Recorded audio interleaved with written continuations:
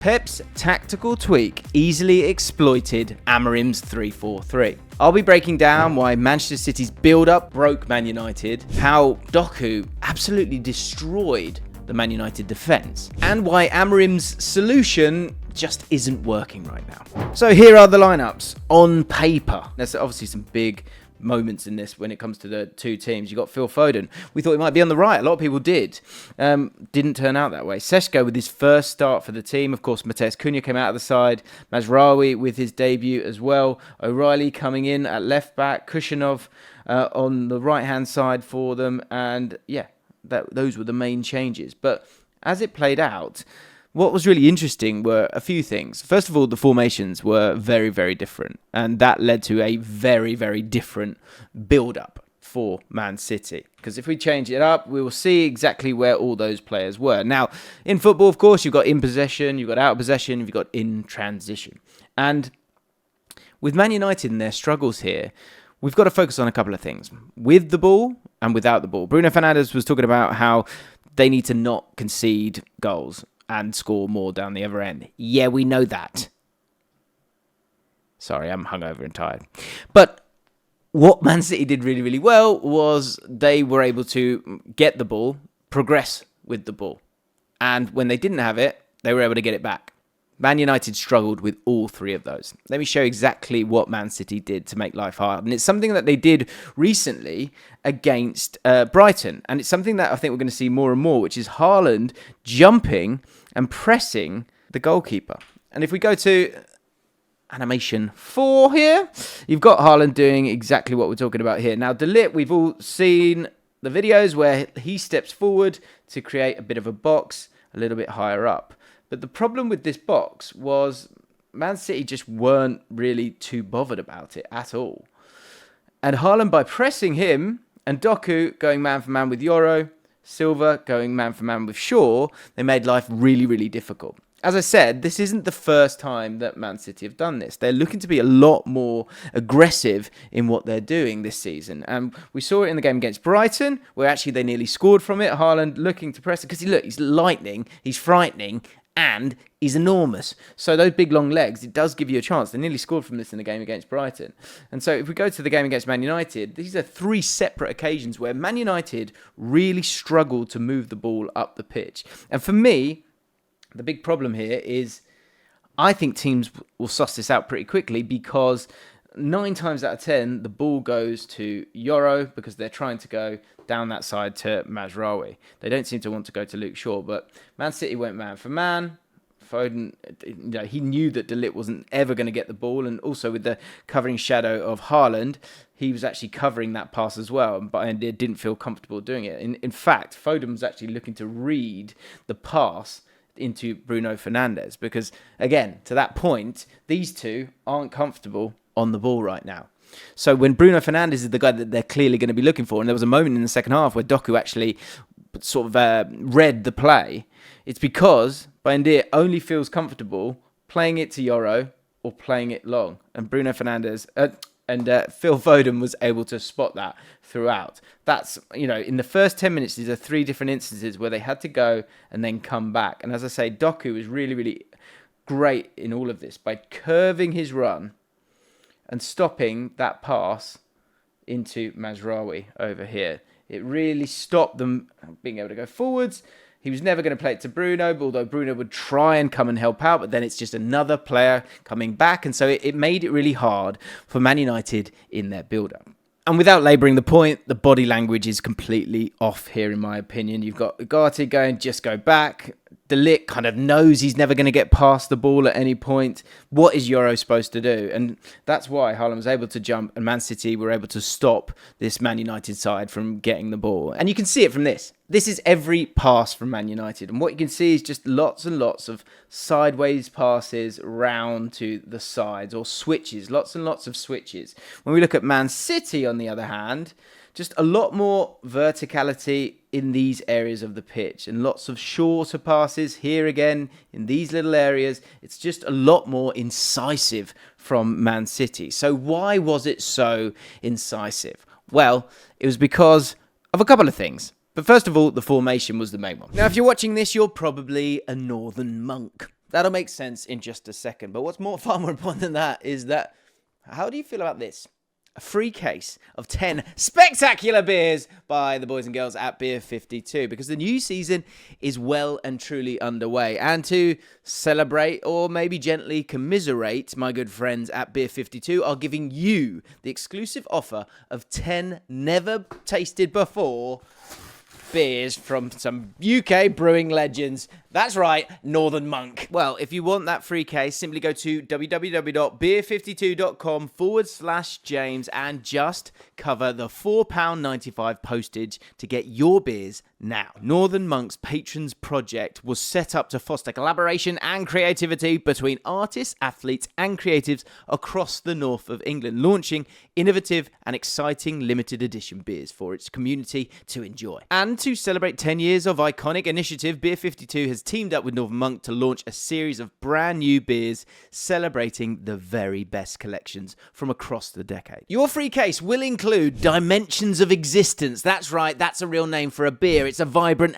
and heavy hopped double IPA because it packs a punch, 7.5%, but it delivers a smooth and flavorful body to ensure the ultimate craft beer delight. From there, you've got two options. Take it down a notch. Go with a juicy IPA with a deep haze and a rich texture, or make it even more punchy. An Imperial Outstanding Stout that will knock your socks off at 8%. You get a couple of tasty snacks as well. I know, it's brilliant. And forget ball knowledge, it's about beer knowledge, which you can get with the great Ferment magazine. Now, even after all of that, if you're still somehow unsatisfied, you can simply pause or cancel anytime. www.beer52.com/James to claim your free case of 10 beers. Enjoy. So what was really clever was the fact that Pep Guardiola went with a diamond, but it was a diamond that had an element of rotation to it. And what it did is it massively hurt this midfield too. Both in the idea of an overload over the two of them, but also sort of pinning them and squeezing them together. Let me explain it exactly what I mean, because there were a couple of key areas that they were constantly trying to get the ball. This area here and this area here. But Doku would still play as an out-and-out winger at times, and Rodri was really clever as well, because a lot of the times you want to kind of have maybe a bit of a three here. Let me just show you 1, 2, 3. And then O'Reilly can come in higher instead of just being your out-and-out fullback. But Rodri, his movement was really clever, and at times he would stay this side of Seshko. But in terms of creating overloads, they were able to do it all over the pitch, because by having these areas and then looking to zone in on these areas, but whilst also looking to have a diamond. Now, Doku stepped into this area. I'm going to talk about him in more detail there. But the crucial thing in all of this was this player here, because having this player here meant two things. First of all, it kind of kept these two pretty close together, which then allowed you to then have 4, or a real overload, 3-on-2 here in these wider areas, but at the same time kind of keeping that width. It also meant that Haaland could stay up on someone like De Ligt. So Yoro, who is supposedly the solution to all of this, he's the guy who's supposed to jump up and help. But it's so difficult, and I think a lot of these players here at Man United are finding it really uncomfortable to do this, because by jumping up, you then leave this space in for Haaland. Now, if this player from Foden wasn't there, then I think you wouldn't be as worried about going with him if he needs to jump. But because Foden's here, now you've got yourself 2 up top, and it just makes it a lot more dangerous. But it wasn't always Foden. Sometimes it would be Doku who would come into this area here, and actually the lead up to the first goal is exactly that rotation. Or even at times it might be Foden staying where he was, Doku staying nice and wide, and O'Reilly would step in as well. And what that led to all the time was overloads here over this first line, which would then lead to Fernandes, and then they would look to have another player here, and then Yoro's got to think, do I jump? Do I not jump? When do I jump? Often Foden would be in this area here waiting for that look. And just a simple bounce pass a lot of the time from Rodri was able to open up that, because these two in midfield were just drowning. So this is in the lead up to the first goal, and it highlights those big areas that they really struggled with. You can see it right here, and you can see Fernandes and Ugarte's trying to keep an eye on Reinders here. But just one simple, and that's what I mean. The movement of Rodri was really, really clever. Instead of him being the guy to sit still, he would keep an eye on the two players around him and look to get either side and in those gaps of Ugarte. But one simple bounce pass completely destroyed Man United. Here's the bounce pass, goes back, Foden goes, and look who it is. Yoro feeling like he needs to jump to go with them. Problem is, you've got Doku hiding in here as well. And that's a massive, massive problem. And that diamond in there, it just caused utter chaos to this team because time and again, you've got so many players. He doesn't know if he should go forwards or backwards. He doesn't know if he should go forwards or backwards. He doesn't know if he should go forwards or backwards. All from one bounce pass. And once Foden then gets it, because he's retreating, he's now also retreating. And Foden's able to drive so many yards. De Ligt kind of feels like he should go to Doku, but he's also worried about Haaland in behind, and it's just kind of all over the place. Silva, you can see from Doku, he's keeping an eye on him, so he's holding that width, and as it goes on, he's able to go all this way and then spread this beautiful pass all the way over to Bernardo Silva. As you can see, there were these sort of boxes appearing. Diallo, Ugarte, Shaw and Doku. And then there was always that space in between. And then on the other side, you had exactly the same thing.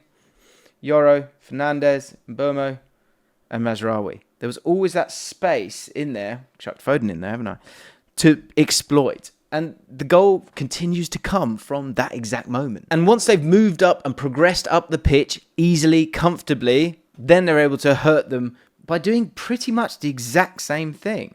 The ball recycled, comes back. Doku in this new kind of central role, which we'll talk about in a second in more detail. Again, he's having a little look. He scans and he goes, where do I want to get to? Where he wants to get to is that other side of Ugarte. Because of this two here, Ugarte and Bruno Fernandes, there's so much space. There's so much space here for them to hurt and exploit. And I think it's in those areas that Pep's really realised now that having those players and those players being passes is not what he needs anymore. He needs players who can get the ball and drive in those areas. He needs dynamism. And that's what this team has so much more of than it had previously. So as you move it on, you see exactly that. The simplest 5-yard pass.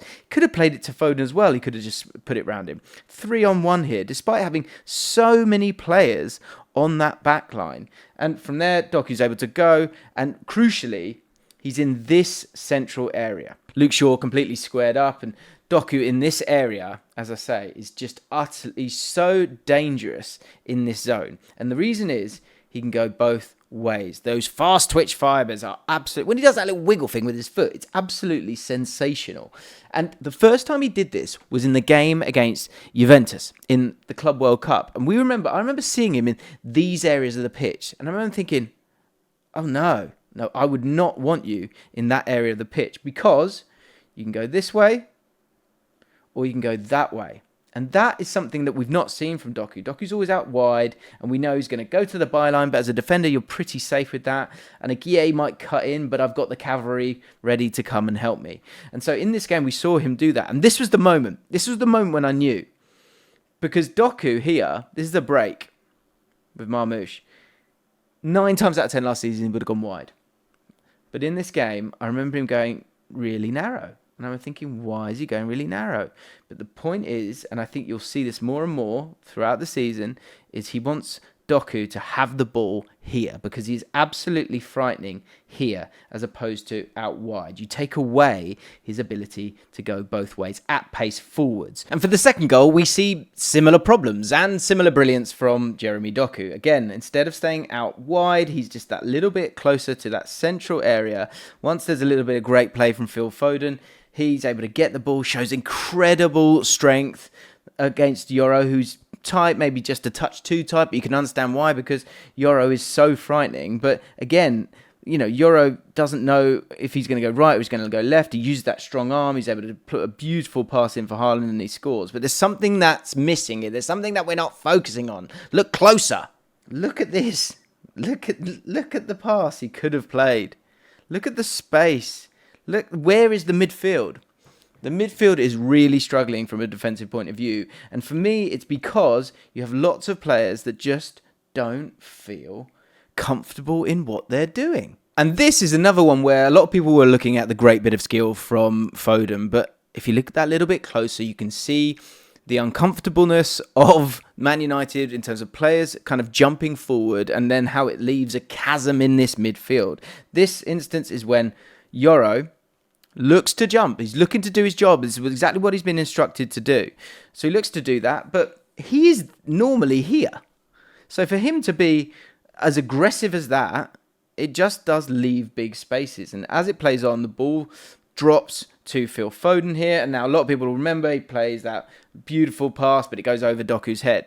But again, look a little bit closer. Look at O'Reilly here. Look at the space he would have had. Look at the fact that he would have had a 2-on-1 where he could just play Doku in there, or Haaland if he wanted to, or drive himself.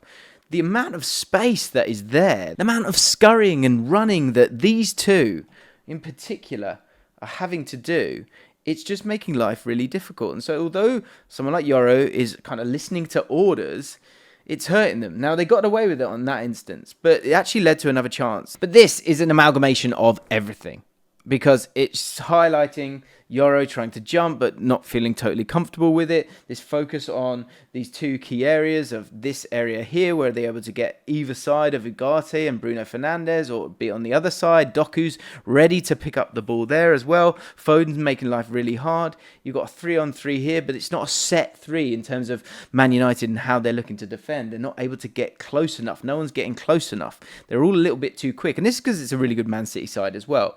But the brilliance here of Pep's side and the understanding of those areas is that Reinders is right here.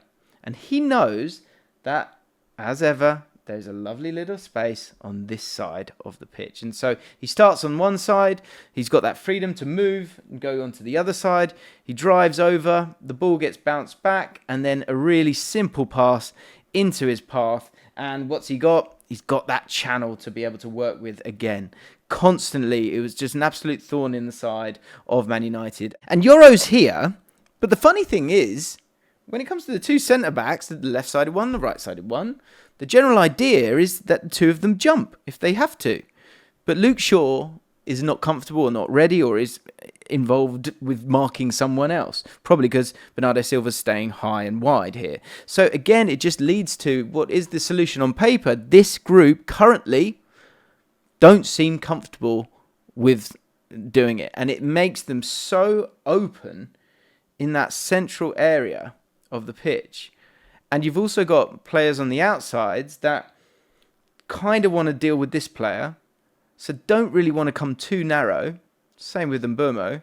And that leaves this big gap here again. So that pass is always on to Doku or to Reinders or Foden, if these two in central areas are willing enough to step off. And poor Bruno Fernandes constantly trying to jump and help and stop those passes, but it's too big a chasm. And actually from this, they go on and nearly score Reinders himself, which again highlights the great side of Man City here. As much as we're talking about the woes of Man United, Man City have got players like Reinders who can make that run and then 15 seconds later be in the box ready to get a shot off and try and get a goal for the team. The amount of players they're able to flood into the box is really, really impressive for a team that is really starting to come together. And the third goal is symptomatic of a team that's struggling. And you can see even in that proactivity of Bruno Fernandes trying to make a run, but Mbeumo goes backwards instead of going forwards. Then they go sidewards. It's all tentative and negative. And Harry Maguire might get some critique, but ultimately he's just trying to get to the ball to make a tackle. And it's too late by that point. It's the sign of a team that's lacking in chemistry right now, with players that don't feel comfortable where they are. So what did Man United do to try and change it? Well, Bruno Fernandes gave some clues in his post-match, but I did see it sort of during the game that Fernandes did try and just get that little bit closer to Rodri. And what that left was Ugarte kind of on his own at different times.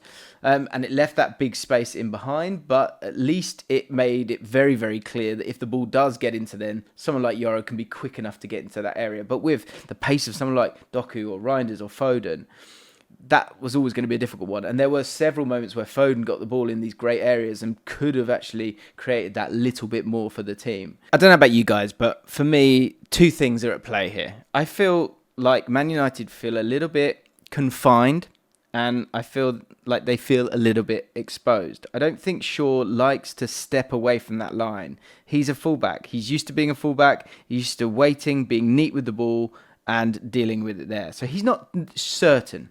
Yoro is trying to be certain, but he's not, because again, he's sort of stepping away from what so many teams kind of know and players know to be right, that, you know, you want to have a solid back line. So when you're leaving that line, you're leaving space, and that feels like a really, really dangerous thing to do. And it's one where Shaw's nervous to do it. Yoro's kind of wholeheartedly doing it, bless him. And then in this midfield too, it's just about overloads, and these things are a lot quicker. You got someone again like Fernandes having to jump, and I know teams jump, but you have that three in midfield a lot of the time to offset different players and give you that depth. Because it's the starting point is so rigid for me, what it leads to, in my opinion, is players leaving a sort of settled position and trying to be assertive, but leaving space in behind. And then with the ball, there's this feeling that they've kind of often got to sort of work down the sides and then maybe play a switch. And so when you're going to counter-attack against a really good Man United side, that's all good and well, but it needs to be done with the right kind of spacing and intensity and dynamism. That's the word. Last year, Man City didn't have that dynamism. This year, they do. And you can still get at them. We've seen it. Brighton, this is a great example of it, where you've got pace and dynamism in this team. This is a break that they had last week, or the other week, where Minte wins the ball, plays it to Matoma, who goes. And the whole team goes. But the spacing is fantastic. The energy is fantastic. And Minte, who won the ball back there, has gone this whole way. There's so much energy. And because the league's full of energy, Man City aren't not going to get hurt. But Man United need to show that same dynamism. The one moment where they kind of got something here was some sort of intricate play in this zone here, but always that focus of kind of working down the side and then hoping that something will come from that. But as it moved on and they were able to wriggle their way through this press and they were able to break, it does all look exciting. But it's got to kind of be perfect in this moment. And so once Mbeumo gets the ball here, he tries to play this pass and it's nearly a great pass. And Man City, you were able to get at them if you could have a bit of dynamism. But the person I look at here is this man here. Because the system means that someone like Doku is naturally in a wing-back position, right? So he's not as high as a winger would be. And that would lead to Diallo, in this case, being able to, if Diallo was wider, he'd be able to make this run here. Maybe Seshko wouldn't need to get involved as much, and then you'd have 2-on-1 here, as opposed to someone having to thread the needle to one player. Amorim says he's not going to change. Should he?